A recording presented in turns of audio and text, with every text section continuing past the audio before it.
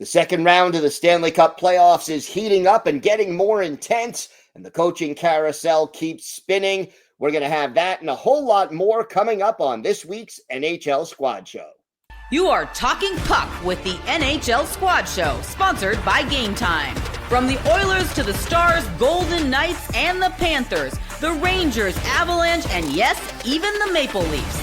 The Locked On Podcast Network brings together all its local experts to provide the scoops, breakdowns, and comprehensive looks at all the NHL, with plenty of trash talk to go with it. Don't miss the hard hits and glove-dropping hot takes on the Locked On NHL Squad Show. It's time to drop the puck. Gil Martin here, and welcome to the NHL Squad. Sit back, grab your favorite beverage, and join us as we get you ready for another wild week across the National Hockey League. We are part of the Locked On Podcast Network, your team every day.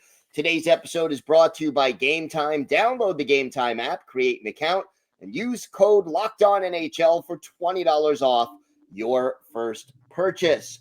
I'm Gil Martin from Locked On Islanders. I am joined today by our distinguished panel, Tom Callahan of Locked On Mammoth. Now we have an official name. Shukri Wrights of Locked On NHL Game Night, and Kyle Kjer of Locked On Ducks. And gentlemen, I want to start us off with this. We're midway through the second round of the playoffs right now. What has been the biggest surprise to you so far in the two rounds that we've been through in these Stanley Cup playoffs? Everybody was going to jump in there. Okay, I'll go ahead. I was just like, wait. Also, just wait patiently. Go ahead, Tom. So you know what? I've got to say, honestly, for me, and this is going to sound weird, but it is Dallas. And the reason Dallas is so big for me is because I felt like Dallas had a lot of question marks hanging over them coming in. They were on the absolute worst stretch of any team entering the playoffs. And so it's natural to wonder, hey, are they going to pull themselves out of the funk, especially against a really difficult Colorado team? Somehow Colorado was the thing that started their engine.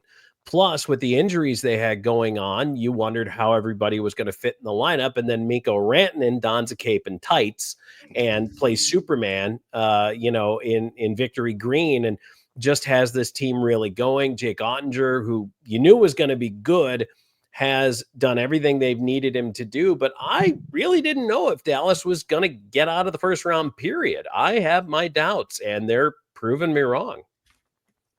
Well, for me, I got to go with the guy whose name starts with Connor, and his first four letters of his last name begins with the letters H-E-L-L.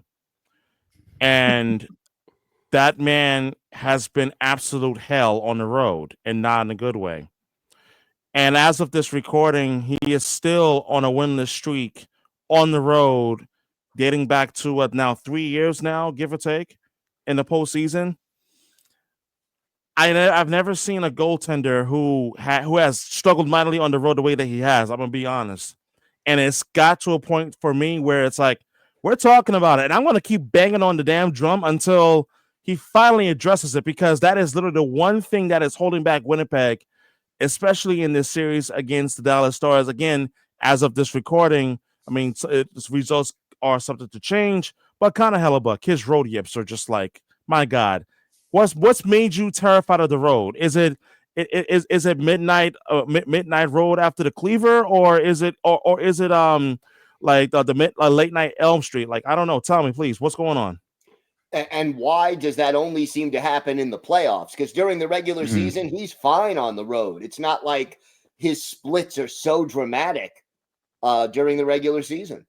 I feel like we need to pull a Hoosiers. Crazy. With them. We need to pull a Hoosiers with them. Take them out, measure the goal crease, measure the net. Hey, man, this is still 6x4.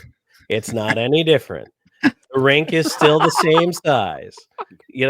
Measure the puck for him. Puck is still the same size. Like, yeah. It's wild. I don't know if he just gets so used to that whiteout up in Winnipeg that when there's colors in the stands, it like messes with his depth perception or what. But yeah, it's terrifying how scary he is. Like, I don't know how Winnipeg Jet fans can even survive through the postseason with having a Vezina candidate goaltender the entire season, and then they're just getting lit up. St. Louis lit them up. Now Dallas is lighting them up, and then they go home, and it's like a totally different beast stepped into the net. So it's definitely an up and down with him. And what do you do? I mean, if you're the Winnipeg Jets, you're not trading the guy. Like, how do you you send him to a sports psychologist if he continues to struggle on the road? Like, how do you address this issue? Because financially and contractually, you're committed to Connor Hellebuck for the foreseeable future. And he 31 years old, and as you mentioned, he is locked up for the foreseeable future. I mean, how do you begin to resolve an issue that is now become psychological rather than physical? I mean, there is part of me that kind of wants to go the route of, look, you are just playing mind games, but I don't even think that's going to work. And I'm trying not to sound too harsh, because I've been beating on this man's drum for over the last couple of weeks over on Lockdown NHL Game Night whenever I get the chance.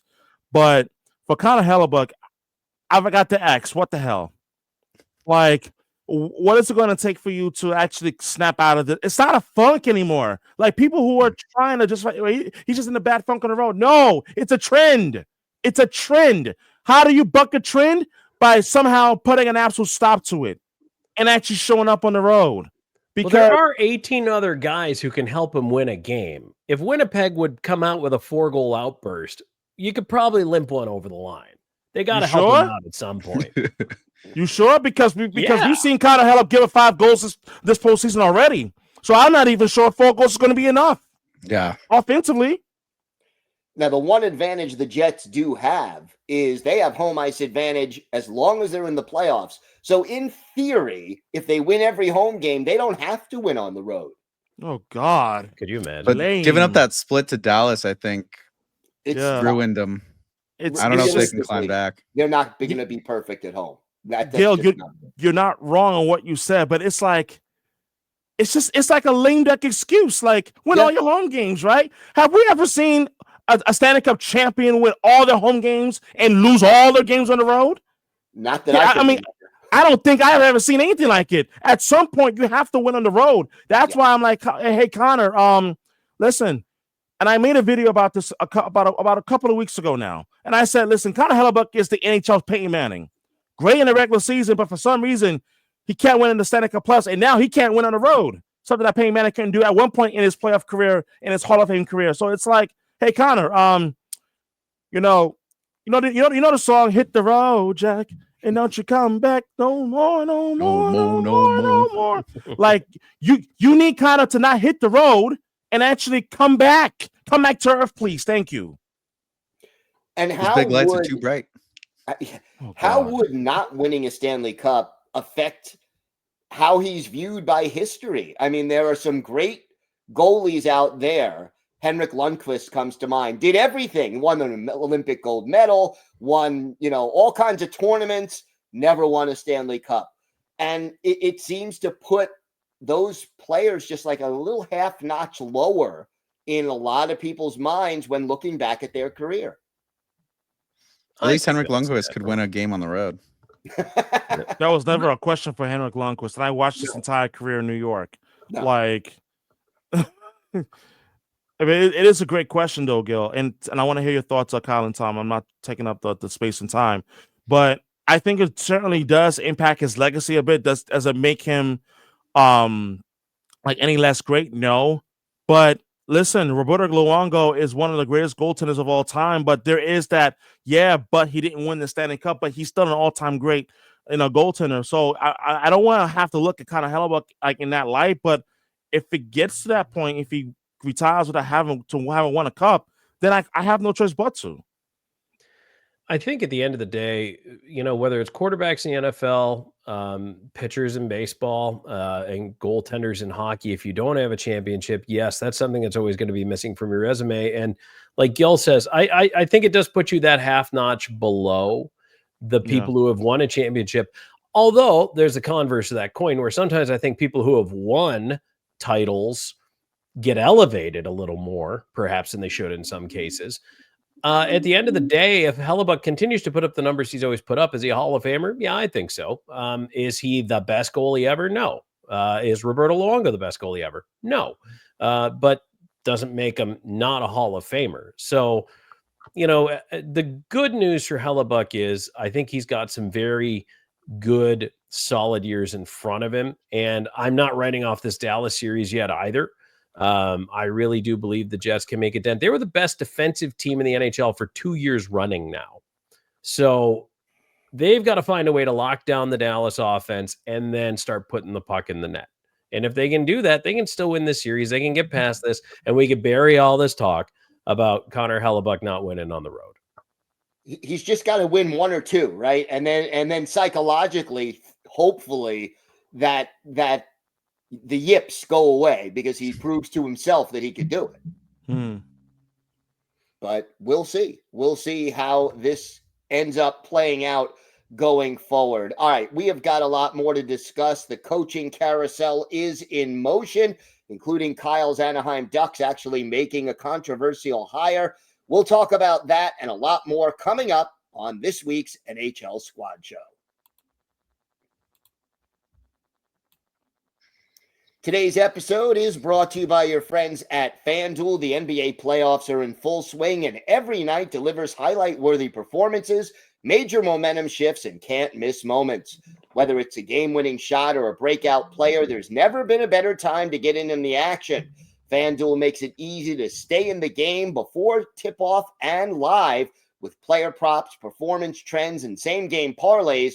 Fans have more ways than ever to play smart and win big. What would it look like to combine live prop bets mid-game based on how the action unfolds? If you've got a read on who's heating up, why not back it up with a same-game parlay?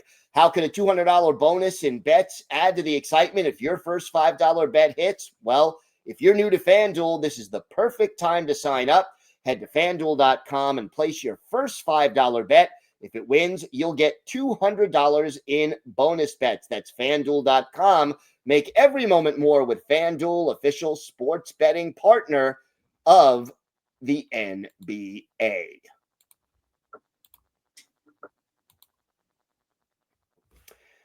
So the coaching carousel is in motion. Kyle, I'm going to start with you because your team did make a hire. Joel Quenneville, the new head coach of the Anaheim Ducks, a 3-time Stanley Cup winner, but some off-ice issues that caused him to be suspended from the NHL for a few years. He was reinstated, about a year ago, and now he is coming back with the Ducks. Kyle, your initial thoughts on this hire? A lot of ups and down feelings about this. I think it's insane that the Ducks took this gamble to jump in and make this hire. For those unaware of what happened, there was an issue in 2010 while he was the Blackhawks head coach, and a player, Kyle Beach, had an issue with the video coach, and it was brought to his attention, but they were in their playoff run, so they kind of said, well, we'll look at it later. And from what it sounds like, Quenneville thought that because there were higher-ups in the meeting that it was being taken care of, and he didn't understand the severity of what the issue was.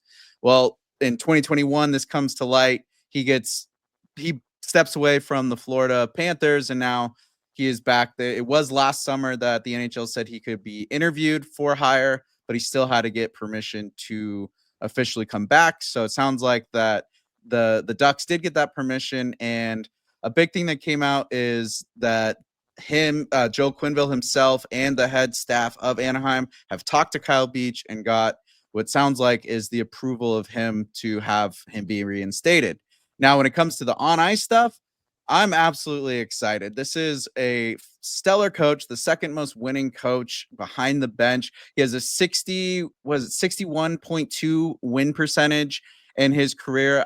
He's won 2,165 points out of a possible 3,536. So he's got a phenomenal career as a head coach. He's been coaching as long as my sister's been alive. And this is a young squad that's very reminiscent of the Chicago Blackhawks of old. And now with these young defensemen, the young forwards, I think he's going to bring a big jump, and Anaheim's going to be a pretty terrifying place for the road teams to come into. Tom? So, first of all, I want to say it, and Kyle, I respect the position that you may not be able to say it. Sexual assault was the problem. Kyle Beach was sexually assaulted by a member of the Blackhawks staff. It was swept under the rug. That's why Bowman lost his job. That's why Quenneville lost his job. That's why other people lost their job. So that was what the issue was. So this is a big deal. As an outside observer, and when I was with Nashville, Quenneville was the coach of the Blackhawks. I talked to him a lot. It seemed like we played the Blackhawks in the playoffs every year. We were always going against them. I still have nightmares about Nashville's first round loss to Chicago and Marian Hossa's non 5-minute major call. But the guy's a brilliant coach, right? There's no getting around that. He's a winning coach. He's a very smart hockey man. The question I have, and other people will have, is if something like that were to occur again, because this is the real world, this is real life, things happen, has he changed? And so far, the right things have been said. Apparently, the right things have been done. And Kyle Beach signing off on it would seem to indicate that. Time will tell if it's the right move or not. On the ice, I'm sure it's going to be fantastic for the Ducks. It's going to have a huge impact on that club. The only thing I can hope for is that Joel Quenneville really has changed, has learned from this, and understands that this is not something you sweep under the damn rug.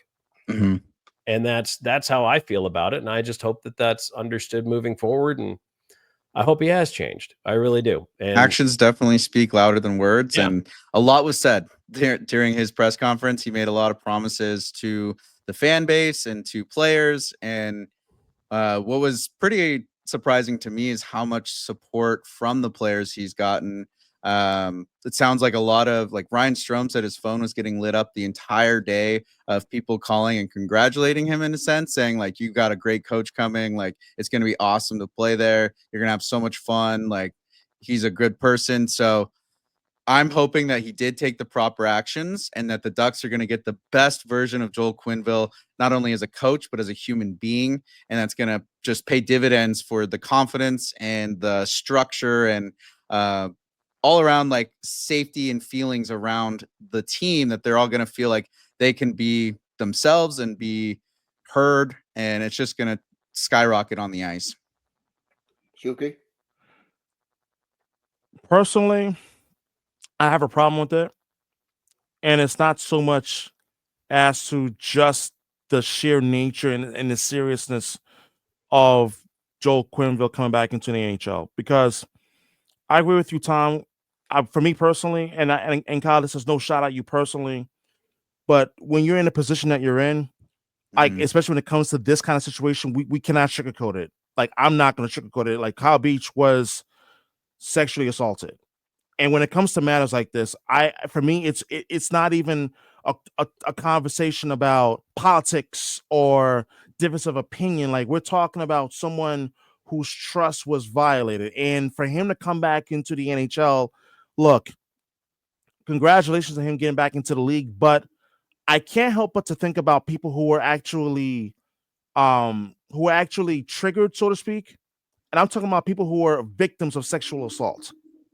And there is one that comes to mind who works as part of the hockey media for Sportsnet. Many of you may know her story, Eilish Fofar. She works for Sportsnet, and she actually has a tweet that's pinned on her profile. And for people like her, whether you're male or female, this is a very difficult conversation to have. And for me, like, when the Ducks decided that they were going to hire Joel Quenneville, my first thought was, did Joel Quenneville truly learn his lesson, or was he just desperately hungry to get back into the league? Because let's face it, no one's questioning his credentials on the ice. He's got Hall of Fame credentials, no ifs, ands, or buts. But we're talking about a man who knew about the sexual assault that took place and swept it under the rug. That, for me, from a moral standpoint, it's very difficult for me to overlook and very difficult for me to just simply move off of. And in which that, look, I'm not one that's going to sit here and say, I want to be angry forever. But people who are victims of this don't get to simply say, hey, you know what? I'm just going to forget about it, pretend that it never happened. And I sincerely hope that they did talk to Cal Beach about this, sincerely, because this is about someone whose life was forever altered based on what happened back in 2010. Mm-hmm. No doubt there is a lot of controversy here. We'll see how it ends up playing out in the future. But the Anaheim Ducks obviously made a controversial decision, and we'll see how it plays itself out. All right, we'll talk more about the coaching carousel and a little bit more about the playoffs. All that coming up on this week's NHL Squad.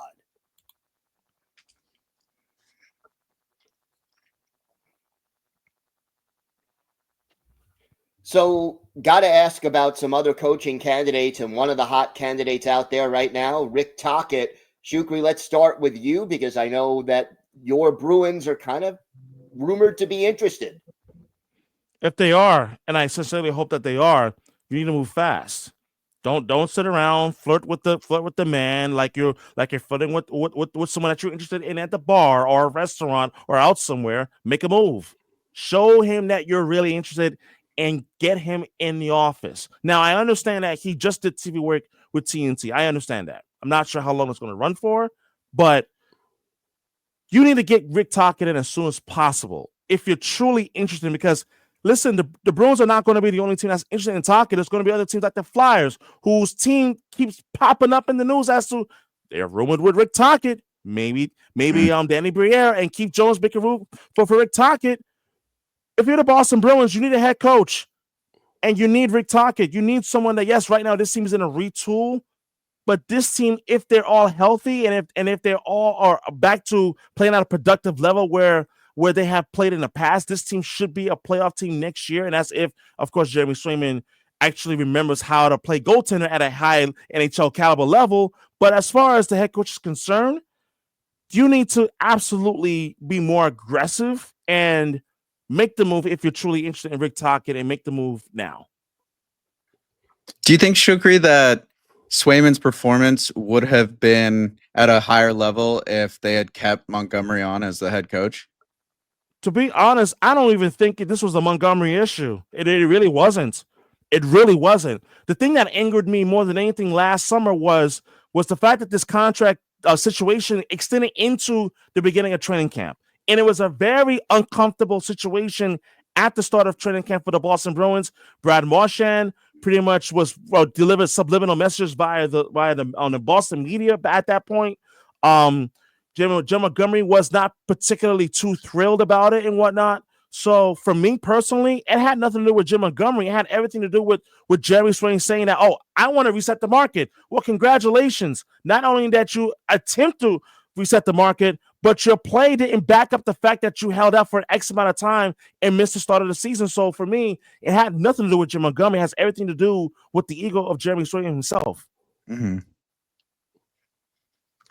You know, I know we got to run through some seats here. I want to throw a couple of comments off that's going to derail the Boston thing. But number one, what is Dubas doing? Just kind of heading off to the Worlds and saying, I'll deal with this when I get back. Good point. What are you doing, buddy?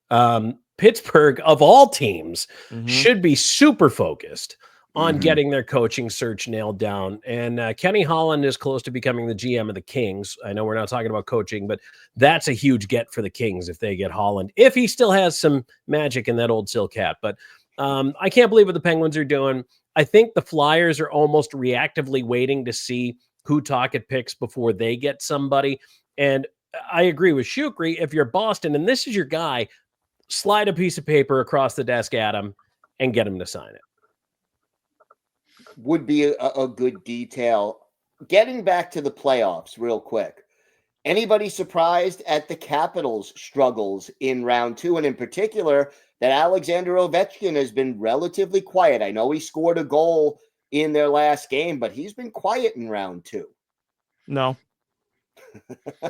I'm not, because listen, if anything else, and I talked about it on the last episode of Locked On NHL Game that I was on, that Carolina's system is predicated on shutting down really good offensive players who are impact players. And you've seen this time and time again. Like, look, you got to give credit where it's due. The job that Jacob Slavin has done, outstanding. The job that Seth Jarvis has done in terms of the defensive side of the puck, outstanding. The job that Brent Burns has done in this series, outstanding. Like, you got to give credit to the system that Brad Brindamore has instituted, and guys who have been playing that system for a while. You're seeing it shut down a really good Washington Capitol team that, listen, let's face it. Yes, Alex Ovechkin has struggled offensively up until game number 4 where he did score. Yes, Connor McMichael has not been much of a factor in this series. Neither has Dylan Strome. Neither has Tom Wilson. Oh yeah, Tom Wilson maybe in game 2, but that's it. So I think the credit has to be given where it's due, and I think you got to give the credit to Rob Brindamore in the way that the guys are playing, especially like the forward group, but it's starting with the blue line. You have not mentioned Frederik Andersen.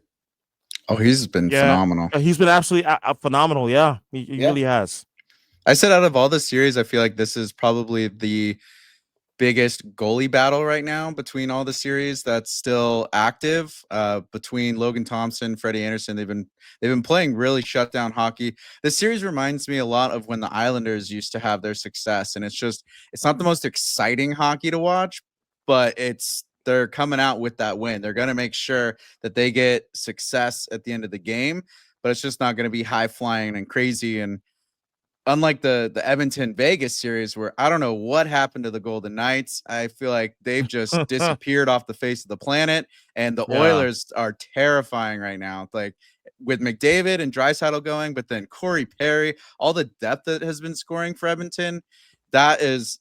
I saw someone saying like it's like going from your nephew's baptism to a strip club between those two games because the energy is just so different. And it's like it's true that like they're night and day on the energy that you see in those series.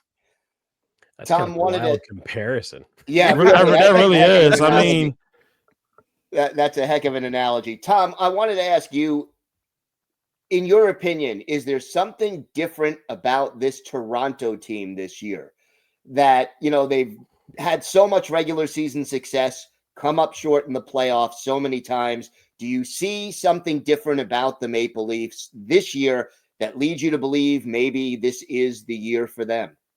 I felt like they were better set in net than they have been in several years. And Stolarz just kind of stepped into the spotlight and said, all right, this is my net. Now he's hurt.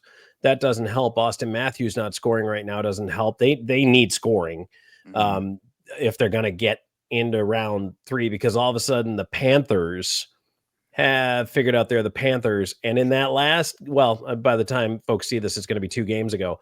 But playoff Bob is back. And when he made that glove save on Matthews, and I think, I'll be honest with you, I think Matthews is hurt. I've been hearing a lot of scuttlebutt from the folks I've been talking to. He's not 100%. We won't know what it is till after the playoffs, but he's got to find a way to start scoring. They need to get everybody involved in the offense here. Are they good enough to win the cup this year on paper? Yes, if healthy. But right now they're struggling. And Florida, they have their chip back on their shoulder now. And that should worry everyone left in the playoffs. I agree because on Tom's point, and I'm gonna add to your point now, Tom, because the turning point, you see, I've always been a believer that in specific moments in sports that you could actually point to and say, this actually was the defining moment right here, right now. Toronto's up 3-1 in game number 3. And then all of a sudden, click.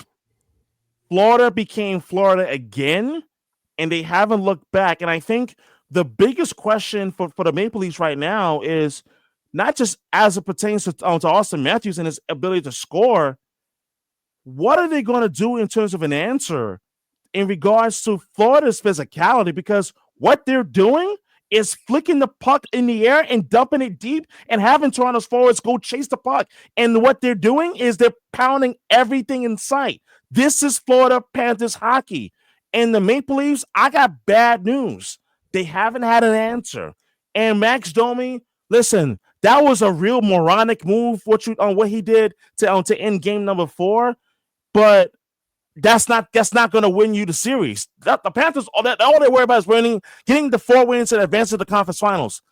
And that's something that the Maple Leafs are going to have to figure out in terms of matching, or at least having an answer to Florida's physicality and forechecking. Can we agree on one thing real quick, though? $5,000 is the maximum fine. That's like, for an NHL player, that's like pennies. Yeah, it's like a $2 fine for the rest of us. They've got to be doing something to increase the impact of those fines. Yeah. Well, it's like you really want to mess with a player, take him out of the lineup. And I feel like that's what speaks more volumes to players than just giving them a cash penalty that they're not even going to really be focused on. But if you take them out of the lineup, that stress, the anxiety of not helping your team, like that's where it picks up. And someone who hasn't been helping their team is Mitch Marner. And I don't know where he goes in the second round, but he's just kind of dried up at the well. And then you got on the other side, someone took up their protein shaker and added their anti-leaf potion, and that's Brad Marchand. He is back doing what he does best when it comes to playing against the Maple Leafs. Well, let's see if he can market that potion, but for future reference. But yeah, good point with that. Well, I want to thank everyone for making the Squad Show your first listen today. For your second listen, check out the all-new Locked On NHL Game Night. Every game, every night until a Stanley Cup champion is crowned. Get local analysis on a national scale. You could find NHL Game Night on Locked On NHL on YouTube or wherever you listen to podcasts. It's part of the Locked On Podcast Network, your team every day. I want to thank Tom Callahan, Shukri Wrights, and Kyler Carr for joining me today. It's been a pleasure, gentlemen, to talk a little hockey with you, and we'll be back next week to do it all over again. I'm Gil Martin. Have a great day, everyone, and thanks for listening to and watching the Locked On NHL Squad Show.